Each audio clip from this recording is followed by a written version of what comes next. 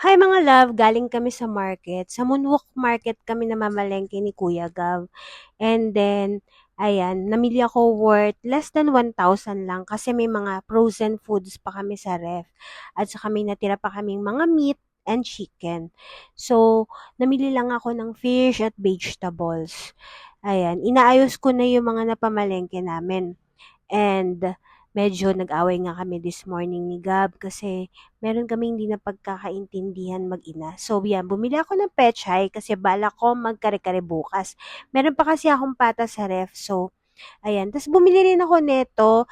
Hindi ko alam ang tawag dito pero alam ko para siyang lutong Ilonggo, gano'n. Natutunan ko 'yan sa mga kumare ko at 'yan bumili rin ako ng gata kasi ang bala kong ulam ngayon ay sitaw kalabasa. So ayan, bumili ako ng 2 balot at saka haluan ko siya ng konting meat, ayan.